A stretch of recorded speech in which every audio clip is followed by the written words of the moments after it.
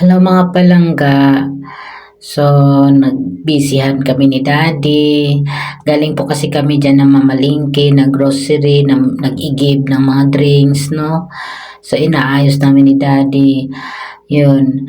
Ikwento ko sa inyo kung paano ako nagsimula, kung sa aking pag-sari-sari store, no? So, nag-start po ako mga palangga nung pandemic. So, nag-start ako ng buwan ng June.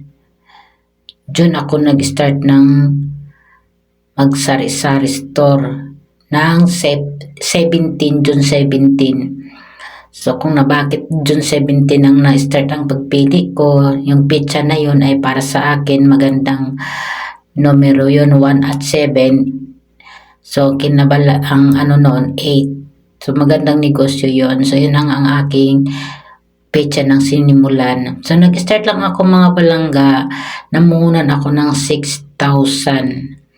So, konti-konti lang, pa isa-isang klase lang na paninda ang binili ko, pero hindi talaga, as in halos puro shampoo lang yung nabili ko dun sa 6,000 na yun, at pakunti-kunting dilata. Wala pa akong chichirya noon at wala pa akong itlog, basta yung nabili ko puro lang kape at mga shampoo at mga noodles, ganyan.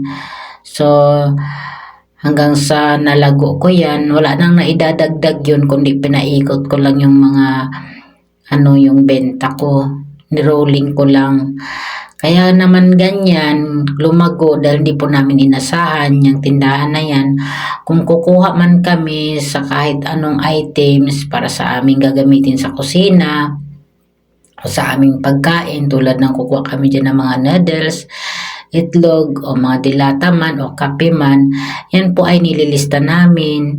So, bawat namin ng sahod ni Mister o hindi man sumahod, pag alam ko na kailangan na naming bayaran yung kinukuha namin sa tindahan, binabayaran namin, as in binabayaran namin kahit yung mga anak ko, naglilista din, nagbabayad din kami kasi katuwiran ko, pag dyan namin inasahan yung aming kinukuha dyan sa tindahan, walang mangyayari, kaya kailangan talaga na na suportahan din natin yung ating negosyo.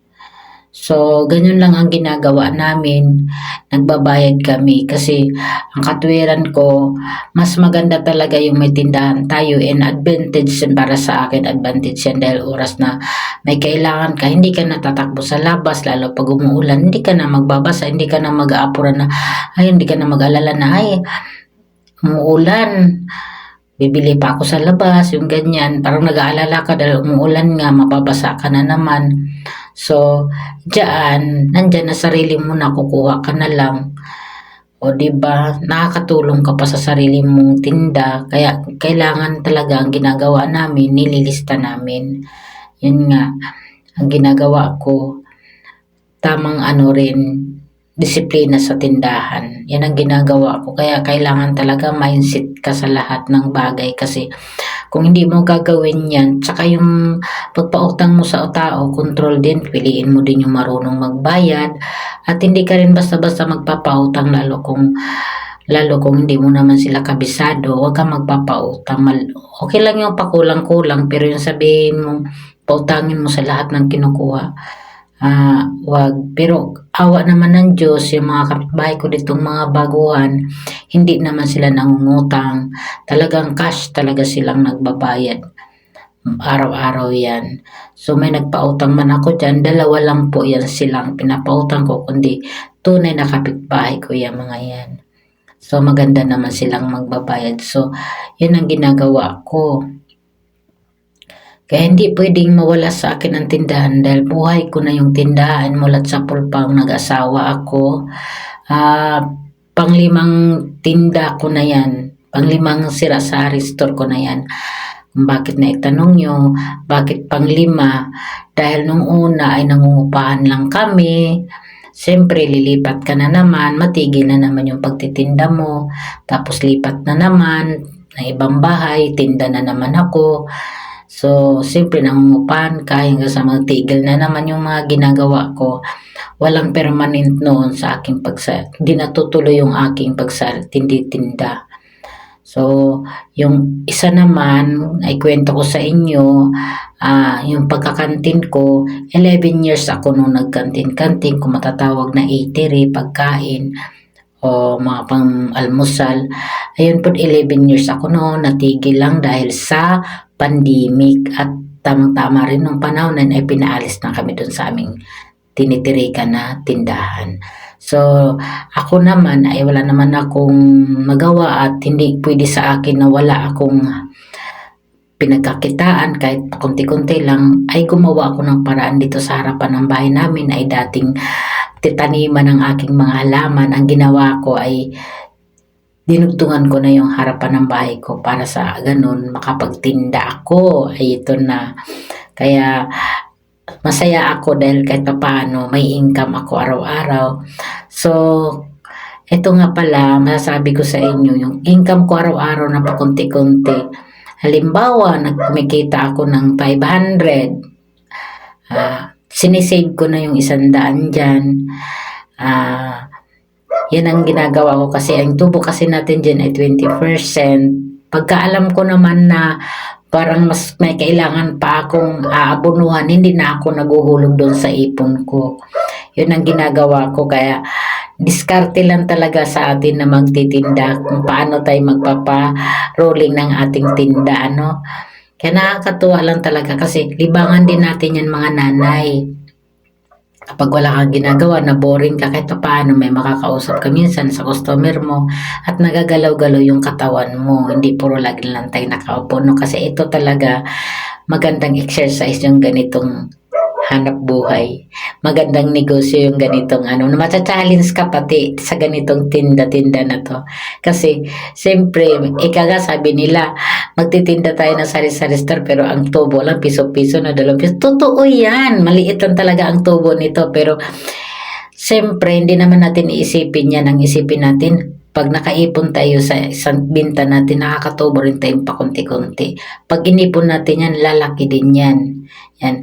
Awa ng Diyos, itong tindahan na to, hindi naman sa, na itanong nyo, no, na masabi ko lang sa inyo, nakakabili na rin ako nito isang set na computer.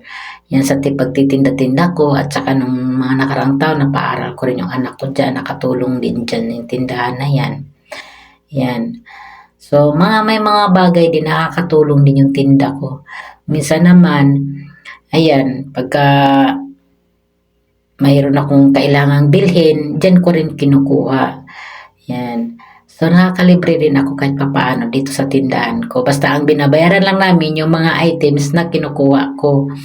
Yun, kumbaga yung tubo ko na lang yung mga kinukuha ko na bibili ako na may gusto akong bilhin, lalo sa mga di natin iwasan na makatingin tayo sa online, bibili ako. Pag may plano lang naman ako importanteng bilhin, pero kung wala, hindi naman, kasi hindi ko rin hilig yung ganyan laging bumibili, kasi katuwiran ko di naman lahat ng bagay ay importante. Kung importante lang, kumpleto na tayo dyan, diba? Sa mga ganyang mga gamit-gamit na yan. Kaya ang sa akin, na mahalaga sa akin yung pagtitinda ko, na mapalago ko yung tindahan ko. Hindi pwede sa akin walang tindahan. Hindi ko na talaga itigil yung tindahan na lupat. Sarili ko na itong pisto, hindi na ako nangungupahan. Kaya ito na yung talagang goal ko sa buhay ko, na magtinda. Kaya kung may-ari lang, madagdagan pa ng pisto, yun ang gusto ko. Pero pag nadagdagan ng pisto ko, hindi na ganito ang idadagdag ko. May pangarap din ako sa buhay ko na gusto ko mag-garments. Yun talaga ang gusto ko, mag-garments ako. Pero hindi man dito, sa malapit sa amin, kahit malayo-layo, basta ang gusto kong itatayo, garments. Di baling mag-rent ako ng pisto, basta magdadagdag ako ng branch na tindahan. No? Yan ang gusto ko sa buhay.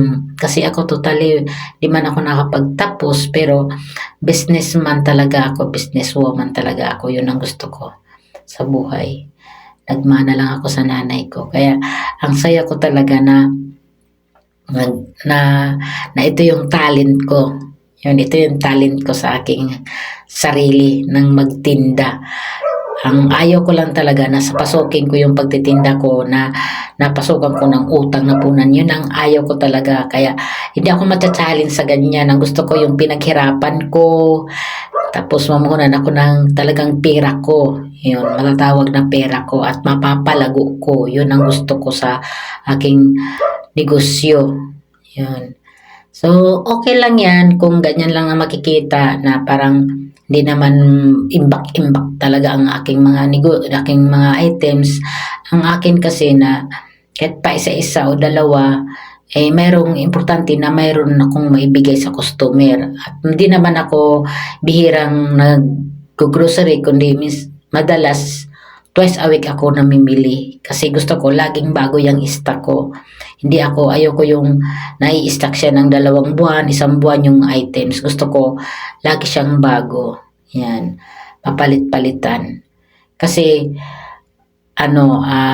para walang problema sa customer, yun ang gusto ko. Kaya ang ginagawa ko talaga, 2 beses sa linggo mamili kung kinakailangan. Kasi, ito nga, nakikita nyo naman, pa isa-isa lang ang ang binibili ko. Yan. At doon ko nakikita na talagang, talagang umiikot yung aking kita. Yan. Napaparolling ko. Yan. So, sa halagang 6,000, kita nyo naman. Diba? Maganda nga yung negosyo talaga na ganito. Paunti-kunti lang. Wala namang masama kung paunti-unti lang.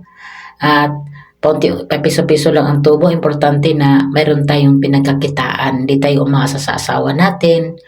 Yan. O di tayo umasa sa mga anak natin. Diba? Alam nyo bang kumita ka ng 1,000, 2,000 sa isang araw? Malaking bagay na yun. Kumikita ka na doon, ang tubo mo malinis na sa 400 to 500 ang tubo mo dyan sa Toki. Kaya malaking bagay yan. Diba na kung yun lang ang asahan mo, libre ka na sa pagkain sa maghapon, pamilya mo. Tutuusin lang ha, pero hindi naman sa akin naman ay libangan ko to na seryoso. Yun. Seryoso na pala libangan yon. Pero nakakatuwa kasi di mo malaya na ganun na palang sitwasyon ng yung pagtitinda kahit nagsimula sa maliit pero lumalago na pala. Ang akin lang naman na makakatulong ako sa kanila. Yun, makakatulong ako sa kanila, hindi ako umasa. Yun. At madalas pa nga, nakakatulong din ako sa kanila dahil nakapag-share din ako sa mga billings, nakakapagbayad din kami dito. Dito rin kami kumukuha minsan sa tindahan. Yan. Pag sa pera-pera, hindi ko na inaasa yan na magbayad ako sa tindahan. Ang akin lang talaga is pagdating sa items na kumukuha kami, yun, makakabayad kami. Yan, inaayos ko. Ang ganda kasi kapag laging bago ang ating paninda. Kumbaga sa isda sariwa, fresh pag laging bago. So, ko, konti-konti lang pero madalas na yan na hindi na lulumaan laging yan. Ganun lang. So, panoorin nyo na lang ako guys. Salamat sa inyong pagsubaybay ng aking mga video. So, malapit na po tayo diyang magtatapos. Maraming salamat sa inyo. Sa inyong pagsubaybay. Panoorin nyo lang guys hanggang sa matapos. Dito yung gulay pa.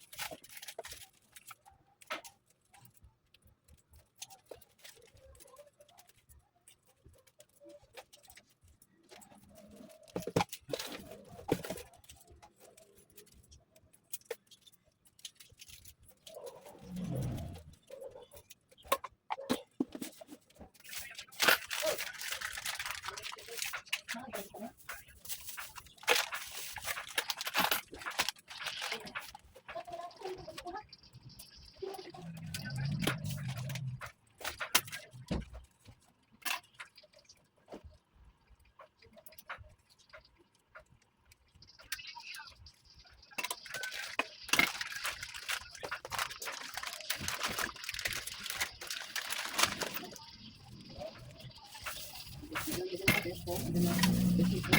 Yan yung mga meron pa kulambo.